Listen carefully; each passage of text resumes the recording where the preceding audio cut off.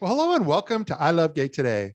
And we're one of my favorite places here now. We're in New York City and we're dealing with the world of podcasting again. And we're here with Benton and Tristan. How are you both? Hello, hello. Doing well. We are Thank you so much. good. This is Actually, just, like the fifth Zoom of my day. So, and what time is it? remotely. I love your background because you're not in New York right now. You're in North Carolina, yes? I am. Yeah, I'm down in North Carolina visiting my family right now. I love that. I love that. now Tell us, you've got this this podcast, Why Here? And it's taken off over the last year. And so you've had some incredible guests. But yeah, tell us a little bit about how you got started, what the inspiration was behind it all. Sure. Tristan and I kind of are workaholics and have been best friends living in New York together for several years. And we always had an idea of wanting to start a podcast, but just never enough hours in the day, frankly. And last March, when the world fell, we all of a sudden had a lot of hours on our hands and kind of were looking left and right and really questioning why the hell did we move to New York City, the most expensive city in America and the center of the coronavirus last March? Why did we put ourselves in the middle of all of that? And was it actually worth it when everything was said and Why done? did we stay? That's the bigger question, right? When Why? everybody left, Why we did were we? still here. Yeah. Yeah. Why were we still living and surviving in New York City? And so that question of just why here, why the hell did I move here, really was the impetus of the podcast. And so we started to answer that question for ourselves, but really then we're curious about other people and their origin stories and their journeys that led them to where they are today, whether that was New York City or that was San Francisco or that was Beijing. Yeah. We wanted to hear other people's journeys to where they are today and if it ultimately was worth it. Yeah. And so from there, Why Here was born. I love and then that. Tristan, why don't you talk about April, May, June? Well, so the thing is that was the initial conceit of the show, and then we get into this moment where COVID seemed like it wasn't going to go away. It was like, okay, well, we start talking about this in April. We're like, should we buy the equipment? Should we do this? Goes a little while, and then we get into May, and we're like, this is not going to go away. Yeah. So maybe if we don't have a project for the next however many 6 months, 12 months, a year, what the fuck are we going to do? Yeah. So we bought all the equipment, we had it. We did our first episode, and then a week after our first episode, George Floyd was killed in Minneapolis. And I think what ended up happening for us was actually two things. First of which is that there was actually something really special in this notion of trying to talk to people about where they are now, where they came from, and then sort of how you got from there to here. But that actually applied very, very well to stories of BIPOC folks who were creating in the margins around us. These are folks who are involved in the arts community. They're making decisions. And we happen to have some of those guests lined up prior to George Floyd being killed. So then all of a sudden we had the context in not only talking to them about where they came from and how they got to where they are, but also it helped us open the aperture a bit into identity as it relates to race. Yeah. And of course, we knew we were always going to talk about sexuality. We didn't necessarily say we were going to be LGBTQ plus leaning in the beginning, but all these conversations around identity sort of swirled right as we realized that the world was going to be locked down for longer than we had hoped. Yeah. And then the show sort of took on a life of its own. Okay. And that sort of led to some of the guests that we were able to engage and some of the conversations that we were able to have. And frankly, led to Benton and me being able to make mistakes when it came to these conversations, or some of the questions we were asking, or some of the ways that we thought about this, and being able to engage others to help us better understand the world around us. Yeah. Because let's be real. I mean, how, in recent years, and definitely the past year, the very last point of view that any of us need to hear from is another white cisgendered male. And so that really did. No, but we laughed about it, but it's the truth. And so we really wanted to use the platform as an opportunity for white cisgendered males to actually, meaning me and Tristan, to be able to actually ask all the questions and have all the conversations that, quite frankly, most of us or most of our peers were really afraid to have and afraid to kind of step on for fear of, saying the wrong thing, asking the wrong question. And so the podcast really started to take a big dive in that direction of really being more like a mental health kind of self-help podcast. Yeah. Very queer slanted. Wow. Oh, and especially it's so timely and everything that we've been dealing with so far. It's interesting because we're in a different direction with what we've created here, but we're very similar in the story you've told about how you even got started, and that's we've decided to kind of be similar on this end, which is trying to help bring other people's voices to the forefront. And all you're doing is just sort of, you're kind of the leader, taking a leadership role, or kind of the shepherd, and bringing those voices along. But it's their stories that they're telling.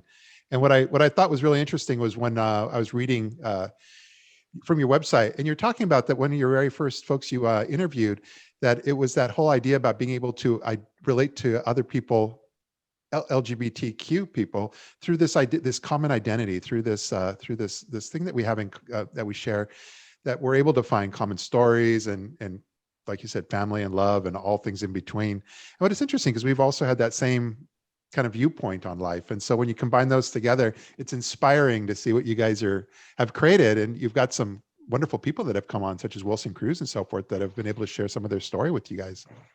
Yeah, it has been really great. I mean, the really great thing is that Duncan and I, that Tristan and I's day job. Sorry, Duncan's my other business partner. My other business partner's name is Duncan. This is Tristan. Tristan and I, our day jobs are really both in the journalism and entertainment world.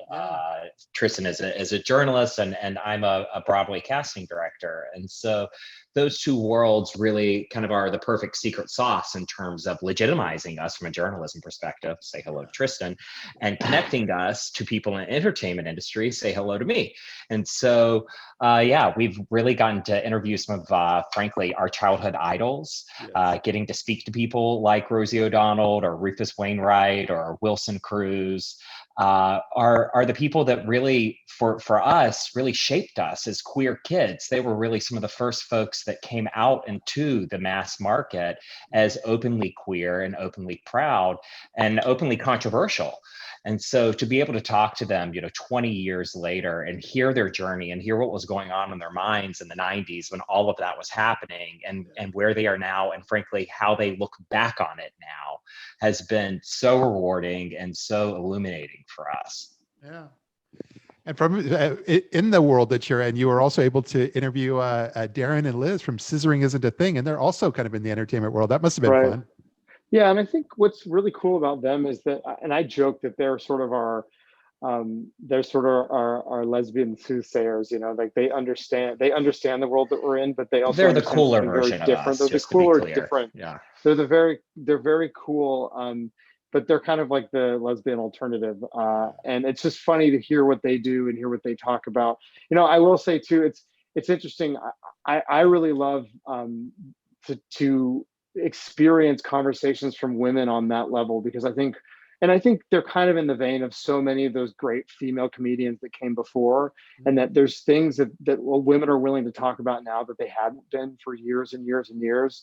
To sort of see them in that space, and to see them be so open and honest about who they are, about their sexuality, about their desires, about their fears, all of that. I mean, it's really enlightening to have sort of companions and peers in the podcasting world that do that. And one of the things that I would say, and I often think about with our podcast, is that I always want to challenge us to sort of like push it a little bit, to think differently about not only who we are, but help the world and help even our parents or the people who've known us for years think differently about the realities that we have. And when we spoke to Liz and Darren a few weeks ago, we actually had them on our podcast. That's one of the things that became really apparent to me, is that what we're doing is kind of bridging a gap between where our parents understood gay culture to be in the 90s. You know, that was the Rosie O'Donnells of the world coming out.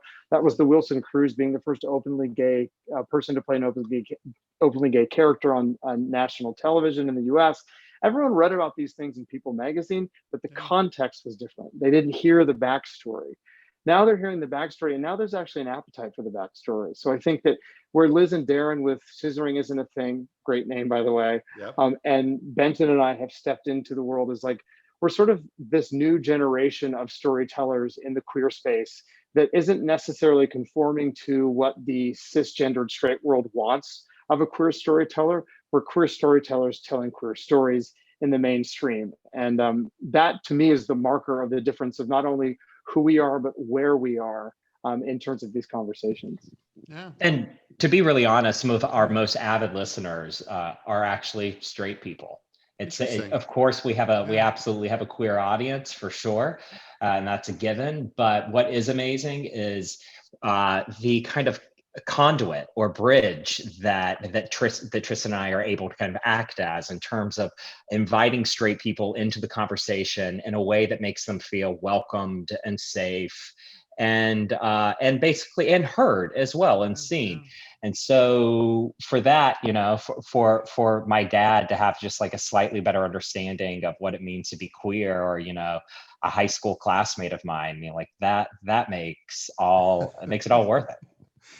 And plus, you know, the way the technology and so forth has made it, between that and the way we collaborate and communicate through social media, and it allows you to kind of bypass any gatekeepers and just be able to tell your story direct to your audience. And that's how I've come to know you over the last few months. Before we connected, was just simply because I was seeing you posting on mostly Twitter and so forth, but really kind of getting that word out in a very effective way.